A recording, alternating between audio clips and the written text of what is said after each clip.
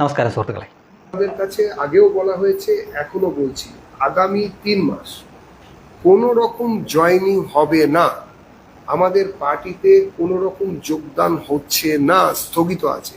সবকটি ইউনিট, দলের প্রতিটি unit, department, cell, cockroach Janata party എന്നൊരു പുതിയ പാർട്ടി, അതും സോഷ്യൽ മീഡിയയിൽ ഉദയം കൊണ്ട ഒരു പുതിയ പാർട്ടിയിൽ ഓരോ ദിവസവും അംഗങ്ങളാവാനും ഫോളോവേഴ്സ് ആവാനും കോടിക്കണക്കിന് ആളുകൾ ഇങ്ങനെ ഇടിച്ച് കയറി നിൽക്കുമ്പോൾ മറ്റൊരു പാർട്ടി, അതും വെറുമൊരു പാർട്ടിയല്ല, രാജ്യം ഭരിക്കുന്ന പാർട്ടി BJP പറയുന്നു, BJPയുടെ ഒരു സംസ്ഥാന പ്രസിഡന്റ് തന്നെ വന്ന് പറയുന്നു, അടുത്ത 3 മാസത്തേക്ക് തങ്ങളുടെ പാർട്ടിയിലേക്ക് പുതുതായി ആരെയും അംഗങ്ങളാക്കുന്നില്ലെന്ന്. അതായത് ഇനി ആർക്കും മെമ്പർഷിപ്പ് കൊടുക്കുന്നില്ല അടുത്ത ഒരു 3 മാസത്തേക്ക്, അതിനുശേഷം തീരുമാനിക്കാം എന്ന വളരെ വിചിത്രമായിട്ടുള്ള, അതായത് മറ്റു പാർട്ടിക്കാർക്ക് കേട്ടാൽ ഞെട്ടലുണ്ടാക്കുന്ന, അമ്പരപ്പുണ്ടാക്കുന്ന ഒരു പ്രസ്താവന നടത്തിയിരിക്കുകയാണ് ബംഗാളിലെ BJPയുടെ പ്രസിഡന്റായ സമീക് ഭട്ടാചാര്യ എന്ന വ്യക്തി.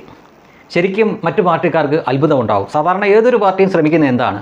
ഓരോ ദിവസം കഴിയുന്തോറും തങ്ങളുടെ പാർട്ടിയിലേക്ക് മെമ്പർമാരുടെ എണ്ണം കൂട്ടാനേ ശ്രമിക്കൂ. എത്ര കൂട്ടാമോ അത്രയും കൂട്ടാൻ ശ്രമിക്കൂ. 2 കാരണമുണ്ട് അതിന്. ഒന്ന്, തങ്ങളുടെ പാർട്ടി വലിയ പാർട്ടി ആവുന്നു എന്ന് മറ്റുള്ളവരെ കാണിക്കാൻ വേണ്ടിയിട്ടും, ഇതൊക്കെ കാണിച്ചുകൊണ്ട് സോഷ്യൽ മീഡിയയിൽ തങ്ങളുടെ പാർട്ടിക്ക് ഇത്രയേറെ അംഗങ്ങളുണ്ട് എന്ന് മേനിനടിക്കാനൊക്കെയാണ്. പക്ഷേ ഇവിടെ വിചിത്രമെന്ന് തോന്നട്ടെ, BJPയുടെ ബംഗാൾ ഘടകം പറയുന്നു അടുത്തൊരു 3 മാസത്തേക്ക് തങ്ങളുടെ പാർട്ടിയിലേക്ക് ഒരു മെമ്പർമാർക്കും ഇനി അംഗത്വം കൊടുക്കുന്നില്ല, ഒരാൾക്കും അംഗത്വം കൊടുക്കുന്നില്ല എന്ന വിചിത്രമായിട്ടുള്ള കാര്യമാണ് പറഞ്ഞത്. പക്ഷേ ബംഗാളിലെ രാഷ്ട്രീയം അറിയാവുന്നവർക്കും ബംഗാളിലെ അതിർത്തിയിലെ പ്രശ്നങ്ങൾ അറിയാവുന്നവർക്കും ഇതിൽ അത്ഭുതമൊന്നുമില്ല. 2 കാരണങ്ങളുണ്ട്. ഒന്ന്, ഇതുവരെ ബംഗാളിൻ്റെ ആ ഒരു രാഷ്ട്രീയ ചരിത്രം നമ്മൾ പരിശോധിച്ചാൽ അവിടെ ഭരിച്ചുകൊണ്ടിരിക്കുന്ന പാർട്ടി, അത് ഏത് പാർട്ടിയാണെങ്കിലും അത് ദീർഘകാലം ഇങ്ങനെ തുടർച്ചയായിട്ട് ഭരിക്കുന്നു. ഒടുവിൽ ആ പാർട്ടി ജനവിരുദ്ധമാവുന്നു, അഴിമതിയാവുന്നു. അങ്ങനെ ഒടുവിൽ ആ പാർട്ടിയെ മറിച്ചിട്ടുകൊണ്ട് മറ്റൊരു പാർട്ടി വരുന്നു. തുടക്കത്തിൽ അത് കോൺഗ്രസ് ആയിരുന്നു വർഷങ്ങളോളം ഭരിച്ചിരുന്നത്. പിന്നീട് കോൺഗ്രസിനെ മറിച്ചിട്ടുകൊണ്ട് അവിടെ CPM ഭരണത്തിലായിരുന്നു. അപ്പോൾ CPM ഭരണത്തിലേറുമ്പോൾ അവിടെ എന്താണ് സംഭവിച്ചതെന്ന് ചോദിച്ചു കഴിഞ്ഞാൽ, തലേ ദിവസം വരെ കോൺഗ്രസ്സുകാരായിരുന്നവർ ഒറ്റ ദിവസം കൊണ്ട് മറിഞ്ഞ് CPMലേക്ക് എത്തുന്നു. പക്ഷേ അവരുടെ സ്വഭാവ രീതി, അവരുടെ സംസ്കാരമൊന്നും മാറുന്നില്ല. കാലക്രമേണ ഈ CPM അവരുടെ യഥാർത്ഥത്തിലുള്ള പാർട്ടിയുടെ പ്രത്യയശാസ്ത്രവും അവരുടെ സംസ്കാരവും അവരുടെ രീതികളുമൊക്കെ ഈ വന്നു കയറിയവരുമായിട്ട് മിങ്കിളായി പോകുന്നു. അങ്ങനെ ചുരുക്കി പറഞ്ഞു കഴിഞ്ഞാൽ അവർക്കും അഴിമതി നടത്തേണ്ടി വരുന്നു, ജനവിരുദ്ധത കാണിക്കേണ്ടി വരുന്നു. അങ്ങനെ CPMനെ മറിച്ചിട്ടുകൊണ്ട് അതാ വരുന്നു തൃണമൂൽ കോൺഗ്രസ് എന്ന പുതിയ പാർട്ടി.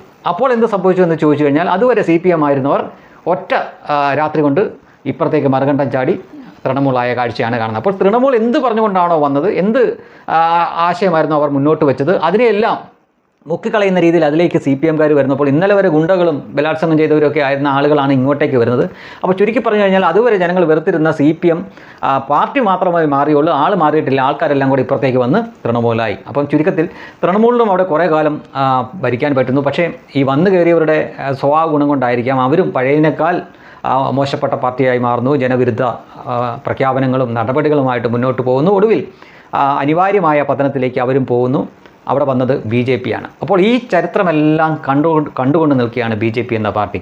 തങ്ങളുടെ പാർട്ടിക്ക് തൃണമൂലിനുണ്ടായ അബദ്ധം പറ്റരുത്, CPMനുണ്ടായ അബദ്ധം പറ്റരുത് എന്ന ആ ഒരു ബോധ്യം കൊണ്ടാണ് അവർ ഭരണത്തിലേറിയതിനു ശേഷം വളരെ പെട്ടെന്ന് തന്നെ ഇങ്ങനൊരു തീരുമാനത്തിലേക്ക് എത്തിയത്. തങ്ങളുടെ പാർട്ടിയിലേക്ക് പുതിയതായി ഇനി അടുത്ത 3 മാസത്തേക്ക് ആരെയും എടുക്കുന്നില്ല എന്ന്. കാരണം അവർക്കറിയാം തങ്ങൾക്ക് ഭരണം കിട്ടി എന്ന കാരണം കൊണ്ട് ഇന്നലെ വരെ തൃണമൂൽ കോൺഗ്രസ് ആയിരുന്നവർ ചാടി ഇങ്ങോട്ടേക്ക് വരാനുള്ള സാധ്യതയുണ്ട്. കാര്യം അധികാരത്തിൻ്റെ കൂടെ നിൽക്കുക എന്നതായിരിക്കുമല്ലോ ഇത്തരക്കാരുടെ.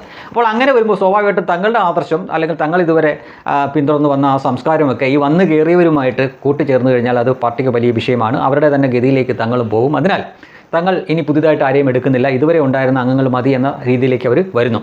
ഇതൊരു കാരണമാണെങ്കിൽ മറ്റൊരു കാരണം കൂടിയുണ്ട്. നമുക്കറിയാം, അവിടെ സുവേന്ദു അധികാരി മുഖ്യമന്ത്രി ആയതിനു ശേഷം കടുത്ത നടപടിയായിട്ട് അദ്ദേഹം മുന്നോട്ട് പോവുകയാണ്. വലിഞ്ഞു കയറി വന്ന ബംഗ്ലാദേശികളെല്ലാം ഒരു ദാക്ഷിണ്യമില്ലാതെ അദ്ദേഹം പുറത്താക്കിയാണ്.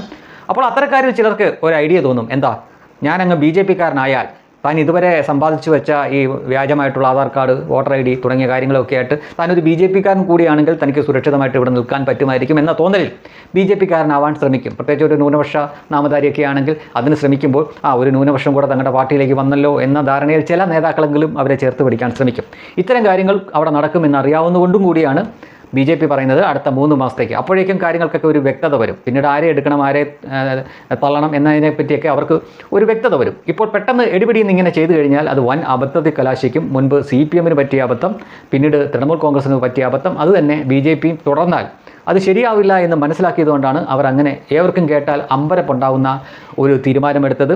ഒരു പുതിയ പാർട്ടിയായിട്ടുള്ള, അതും സോഷ്യൽ മീഡിയയിലുള്ള കോക്രോച്ച് പാർട്ടി പോലും ഓരോ ദിവസവും കഴിയുന്തോറും അവരുടെ അംഗബലം കൂട്ടിക്കൊണ്ടിരിക്കുമ്പോൾ ഇവിടെ ഒരു പാർട്ടി പറയുന്നു ഇനി ഞങ്ങൾ ഒരാളെയും എടുക്കുന്നില്ല അടുത്ത 3 മാസത്തേക്ക് എന്ന് പറയുമ്പോൾ അത് ഏവരിലും അത്ഭുതമുണ്ടാക്കുന്നു.